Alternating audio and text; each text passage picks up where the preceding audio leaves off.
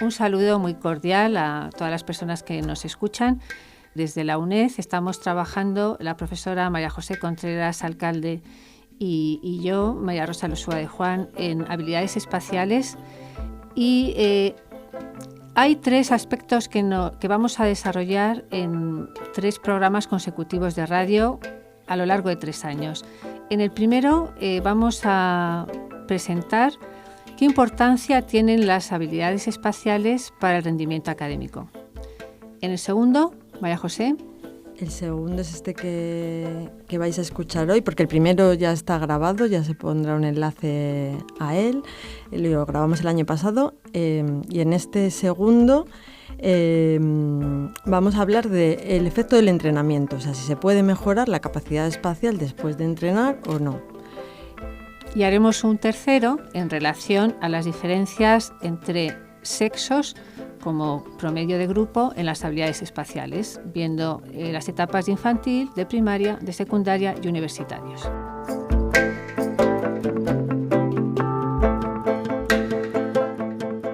Quizá también de cara a los oyentes es interesante presentar qué repercusiones tiene esto para la vida diaria y el rendimiento académico. María José. Bueno, pues animo a los oyentes a que escuchen el programa del año pasado porque allí explicamos cómo esta capacidad parece que tiene relación con algunas asignaturas que los niños tienen que estudiar, por ejemplo las matemáticas, la ciencia, la biología, para interpretar la tridimensionalidad de una molécula, un grafo de matemáticas, un problema, o en el mismo cálculo mental. A veces también se puede resolver con estrategias de visualización de los números en la mente. Entonces, pues si encima, como vamos a escuchar en el programa de hoy, esto vemos que se puede potenciar, pues es una capacidad que tiene más importancia de la que a veces uno creería. Otra relevancia que vemos al tema es que si estas diferencias entre hombres y mujeres no son tan innatas como hasta ahora hemos creído, pues hay variables culturales que pueden estar sesgando estas habilidades hacia los hombres y perjudicando a las mujeres. Por lo tanto, habrá que corregir algunos formatos de presentación de tareas, habrá que pensar de los videojuegos, presentando videojuegos también más acordes para las chicas y no con estímulos más cercanos a lo que pueden ser estereotipos para los chicos, etcétera, ¿no? Realmente tenemos aquí un potencial de la investigación para la sociedad muy importante. Nos acompañan también 2 estudiantes de doctorado, Laura Fernández Méndez, becaria de nuestro proyecto de investigación. Hola, Laura. Un saludo. Y Antonio Rodán González, profesor de la Universidad CEU San Pablo de Madrid. Hola, Antonio. Hola, buenas, Rosa. ¿Qué tal?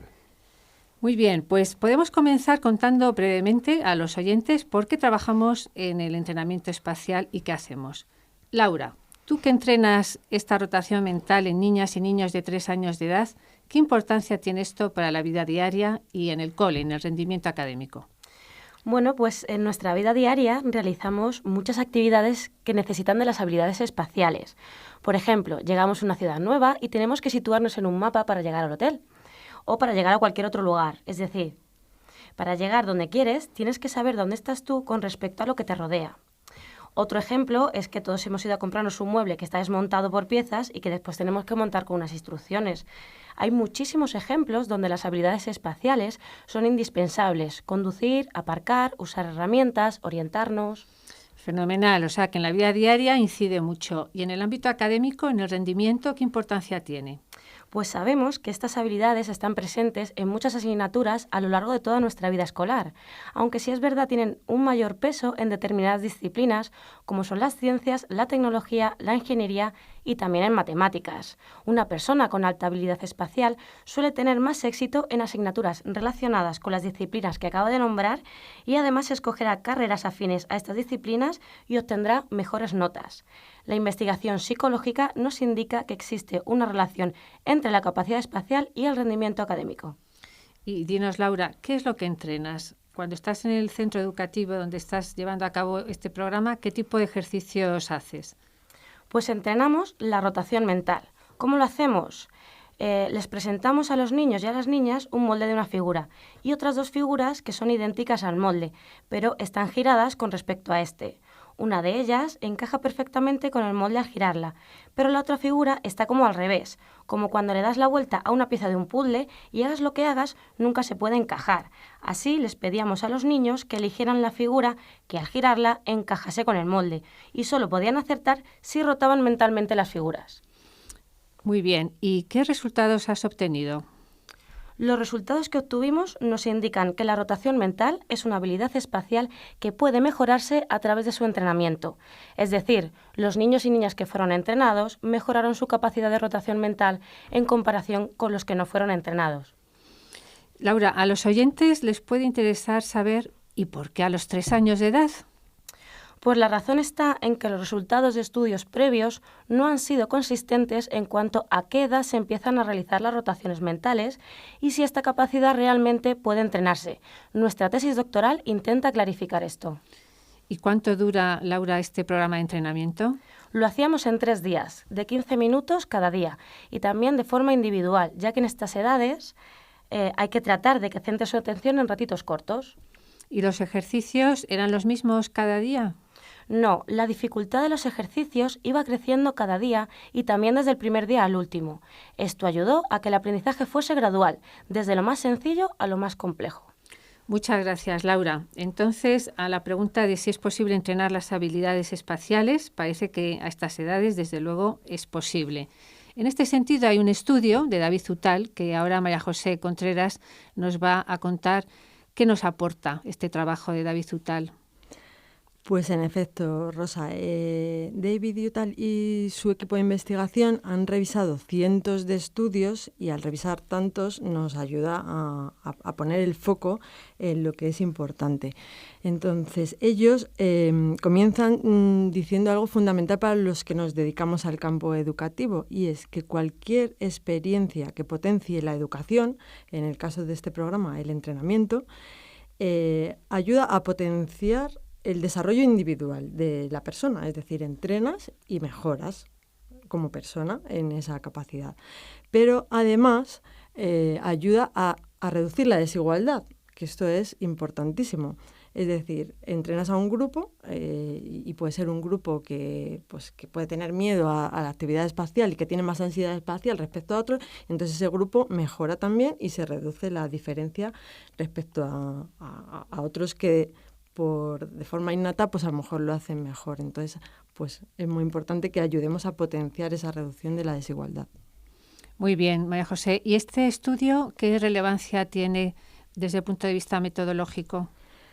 Pues para los que nos dedicamos a la ciencia, este tipo de estudios que revisan, como he dicho, pues cientos de trabajos previos, nos dicen qué es lo que se suele hacer mal. Y una cosa que ellos han señalado muy importante, que nosotros estamos tratando de corregir en nuestras investigaciones, ellos señalan, por ejemplo, la necesidad de incluir un grupo control, que es un grupo que no se entrena.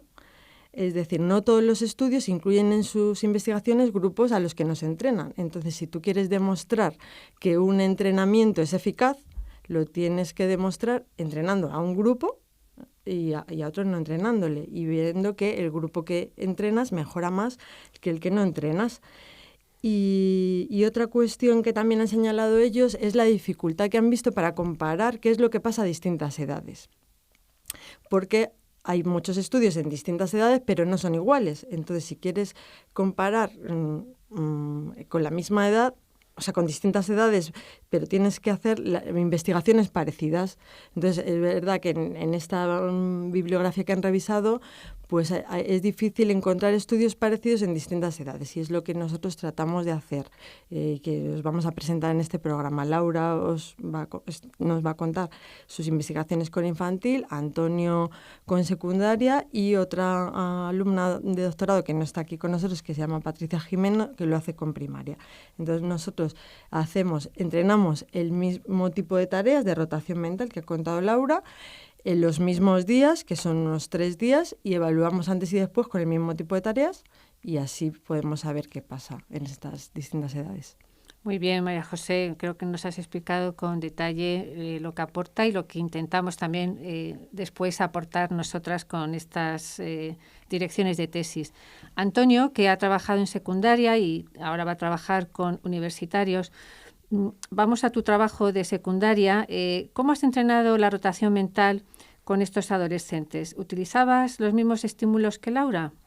Bien, mira, Rosa, el entrenamiento de rotación mental que llevamos a cabo con los alumnos y alumnas de 14 y 15 años, pues fue en un formato similar al utilizado por Laura en preescolares, pero los estímulos que hemos utilizado nosotros han sido bastante más complejos desde un punto de vista configurativo. En este caso, nosotros hemos elegido una tarea informatizada, muy similar a un videojuego, atractiva para los chavales y chavalas y con estímulos visuales bastante geométricos que requerían visualizar rotaciones mentales. Bueno, pues la tarea en sí lo que requería es que el sujeto comparase y decidiese si dos estímulos que estaban presentados simultáneamente en la pantalla del ordenador correspondían o no al rotarlos con otro estímulo de referencia que tenía la misma forma y tamaño pero una orientación diferente. Y tú, Antonio, trabajaste, porque Laura trabajó cada niña, cada niño individualmente. Tú hiciste un programa, me parece, para toda la clase, ¿no? Trabajaste en el aula. Cuéntanos, anda. Sí, así es. El entrenamiento que hicimos fue de forma colectiva, en el tiempo de ocio y recreo de los estudiantes, en un aula de informática del mismo centro educativo. Esto la verdad es que nos lo facilitó bastante, que fuera allí en el mismo centro. Y bueno, pues cada persona siguió el programa de entrenamiento a su ritmo, en un ordenador de forma individualizada, pero todos estaban allí en el mismo lugar, en la misma clase. Lo hicieron de forma colectiva. Muy bien. ¿Y por qué con adolescentes, con estas edades? ¿Qué has especialmente visto? Bueno, valorar esta habilidad espacial en adolescentes resulta muy interesante por dos motivos para nosotros. Uno es que nos permite investigar cómo se lleva a cabo y el grado de mejora que tienen con este tipo de entrenamientos. Y el otro motivo es poner en conjunto, en un contexto del desarrollo evolutivo, nuestros resultados con los obtenidos en preescolares y en estudiantes de primaria para entender mejor cómo varía esta habilidad espacial, que es la rotación mental, en diferentes etapas del desarrollo. Muy bien, Antonio. ¿Y los resultados que has obtenido? Cuéntanos. Pues lo que hemos visto es que después de realizar tan solo 2 horas de entrenamiento, repartidas en 3 sesiones diferentes, pues este tipo de intervenciones mejora significativamente el rendimiento de esta habilidad espacial. Lo que hemos hecho para poder cuantificar las mejoras producidas en estos grupos de estudio, pues ha sido utilizar un programa en un grupo que ha realizado esta intervención espacial y otro grupo control que no ha realizado ningún tipo de entrenamiento, precisamente lo que comentaba previamente María José, para poder cuantificar mejor y comparar estas mejoras. Unos días antes y después de realizar el entrenamiento hemos pasado una serie de pruebas y que evalúan, entre otras cosas, la habilidad para rotar estímulos visuales. Y bueno, la tarea básicamente que hemos utilizado en la evaluación no ha sido exactamente la misma durante la que hemos utilizado durante el entrenamiento, precisamente para valorar si existe una transferencia y un aprendizaje real de esta habilidad.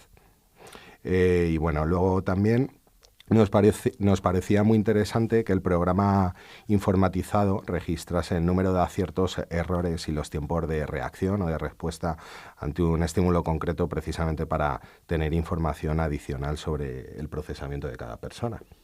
Muy bien, Antonio, muchas gracias. Vamos a decir a los oyentes que María José Contreras y yo en la UNED también estamos trabajando en estas tesis doctorales, las diferencias entre niñas y niños o entre mujeres y hombres. Y María José, que es una experta en estas diferencias entre sexos a nivel de las habilidades espaciales, cuéntanos, por favor, qué mejora o no hay en relación a este entrenamiento entre ambos sexos. Desde tu experiencia, ¿cómo lo ves? Pues en efecto, la verdad es que ya hace 20 años que yo empecé la revisión para mi tesis doctoral y cuando hacía esa revisión pues vi que en en esta capacidad espacial, analizar las diferencias entre chicos y chicas era, una constante. O sea, prácticamente todos los estudios analizan esto, y también algo muy frecuente es que estas diferencias sean a favor de los chicos, es decir, que los chicos como grupo lo suelen hacer mejor que las chicas. Aunque es verdad que esto no es exactamente así, ni del mismo tamaño de este efecto para todas las tareas, y justamente la mayor diferencia se encuentra para las tareas que estamos contando hoy aquí en este programa, que son las tareas de rotación mental, las que han contado Laura y Antonio. Y en estas investigaciones en las que yo he participado, y así pasó también para mi tesis, siempre he encontrado este efecto de mejor rendimiento de los chicos que de las chicas, y cuando analizábamos también por tipo de estudios, pues nos salían para todas las titulaciones, en todas las ramas académicas, lo hacían mejor los chicos que las chicas. María José, ¿y hay factores que favorecen a los hombres respecto a las mujeres? Pues sí, le llamamos factores de estrategia, es decir, cuando te pones a analizar cómo resuelven la tarea, pues cada individuo y luego como grupo, pues como grupo parece que los chicos tienden a usar las estrategias más eficaces, y las chicas a lo mejor lo acaban resolviendo, pero aparte van probando y pierden más tiempo, y no son estrategias exactamente que ponen en marcha la capacidad espacial. Y lo bueno es que ahora en estos últimos años que estamos haciendo investigaciones en otras etapas, no centradas solo en universitarios, sino que en estos estudios que estamos contando aquí, que hemos empezado desde la etapa infantil, primaria y secundaria, pues no estamos encontrando esta consistencia. Y esto, pues la verdad es que nos gusta mucho, poder demostrar quizás en algún momento que los tiempos están cambiando. Y también que no demos, que no es algo innato, que las chicas lo hacen peor que las chicas, sino que a lo mejor hay unas variables ambientales que van modulando, y que, por ejemplo, Laura, que no ha encontrado esas diferencias, pues luego a lo mejor en el futuro pasa algo que hace que se potencien. Entonces, bueno, pues esto estamos encontrando que no es tan consistente como se veía con universitarios o adultos. Y en primaria parece que sí que había diferencias, pero después con secundaria no, es decir... Sí, hemos encontrado un efecto que le llamamos como un efecto intermitente, o de los ojos de Guadiana, que aparece o desaparece. Es decir, Laura en la etapa infantil de 3 años no ha encontrado diferencias. Patricia en primaria con niños y niñas de 8 años sí ha encontrado diferencias, y Antonio con un grupo de secundaria de una media de 14 años de nuevo no ha encontrado. Es decir, que ahora es un reto para nosotros ver por qué pasa esto, porque como hemos dicho al principio, hemos usado la misma metodología, les hemos entrenado al mismo tiempo con el mismo tipo de tareas, y por qué en 3 años no hay diferencias, en 8 sí y en 14 no. Entonces empezamos a plantearnos algunas hipótesis de por qué puede pasar esto, y estamos empezando a pensar que quizás por el tipo de juegos o de cosas que hacen en su tiempo libre que pueden estar afectando. Por ejemplo, en 3 años es una edad en la que hay muchos juegos manipulativos y que comparten muchos juegos los niños y las niñas, que juegan con puzzles, juegan con construcciones, igual niños que niñas. En primaria, donde sí hemos encontrado diferencias, también es una edad en la que incluso los profesores en las reuniones de clase te dicen que pasan una etapa que juegan por separado, y en el recreo se ve también. Los niños por un lado y las niñas por otro. Pues quizás ahí ya no están compartiendo los mismos juegos. Y vamos sobre esa pista precisamente porque en el estudio de Antonio, que incluimos una pregunta sobre uso y frecuencia de videojuegos, ahí encontramos que tanto el grupo de chicos como el de las chicas jugaban con la misma frecuencia con videojuegos en el teléfono. Pues la verdad es que en esto ayuda mucho lo del Candy Crush y el Tetris, que es muy fácil de usar en el teléfono. Pues en ese grupo de secundaria que no encontramos diferencias, pues quizás también lo esté explicando el que comparten ese tipo de actividades visoespaciales. Entonces, bueno, el año que viene esperamos poder hacer un programa de radio en el que tratemos de forma monográfica este tema de las diferencias entre chicos y chicas, y quizá ya hayamos avanzado en los análisis y os podemos contar algo más. Es decir, que para los oyentes, si la tarea es organizar una maleta, a lo mejor las mujeres lo hacemos mejor que los hombres, ¿no? Por es supuesto. Decir, que el formato de la presentación de la tarea influye. A los 3 años de edad... De hecho, yo organizo mejor el maletero que mi marido, o sea que... A los 3 años de edad no hay diferencias y, por lo tanto, después variables culturales, vamos a decirlo así, ese ambiente, variables culturales, hacen que las mujeres estemos más perjudicadas, vamos a llamarlo así, pero como esto se puede cambiar, pues vamos a ver si nuestros programas de entrenamiento ayudan efectivamente a mejorar. Muy bien. Podríamos quizá decir brevemente a los oyentes, Laura, en tu trabajo, ¿qué mejoras introduces en tu tesis doctoral respecto a estudios previos? Así, brevemente. Pues respecto a estudios previos, nosotros aumentamos el programa de entrenamiento por un lado y por otro lado también incorporamos un aprendizaje gradual que ya expliqué anteriormente. ¿Y algunas dificultades que hayas encontrado? Bueno, lo primero que nos planteamos es cómo vamos a presentar la tarea. De hecho, utilizamos un material que era tipo juego para entrenarles siempre en un ambiente relajado. Este material, que eran unos fantasmitas, fueron creados por 3 mujeres investigadoras en este campo para precisamente la evaluación de la rotación mental. Gracias, Laura. Y ahora le preguntamos a Antonio, cuéntanos cómo procediste para esa creación de estímulos concretos más complejos que antes nos has introducido, ¿no? ¿En qué te fijaste? ¿Qué te parece importante? Pues nosotros, antes de comenzar el diseño de nuestro estudio, tuvimos que realizar una revisión bastante exhaustiva de los trabajos previos. Lo que vimos de partida es que existía cierta carencia de estudios sobre rotación mental en esta etapa de la adolescencia, y pensamos que es una fase que es clave en el aprendizaje, porque bueno, los chicos y las chicas en esta etapa pues interaccionan mucho con contenido visoespacial, y es notable tanto en el contexto académico como en las actividades de la vida cotidiana. Lo que vimos es que las investigaciones previas con adolescentes no siempre habían considerado la inclusión de un grupo control, y bueno, pues esto para nosotros era bastante importante, ¿no?, para conocer realmente el grado de eficacia de estas intervenciones. Y también vimos otro aspecto que nos parecía importante, y es que, bueno, pues en algunos trabajos habían valorado habilidades espaciales similares, como son la visualización, por ejemplo, o la navegación, y bueno, se habían utilizado en otras ocasiones también en un contexto de papel impreso en lugar de un formato informatizado. Y para comprobar si los estímulos eran los adecuados, ¿cómo llegas a eso?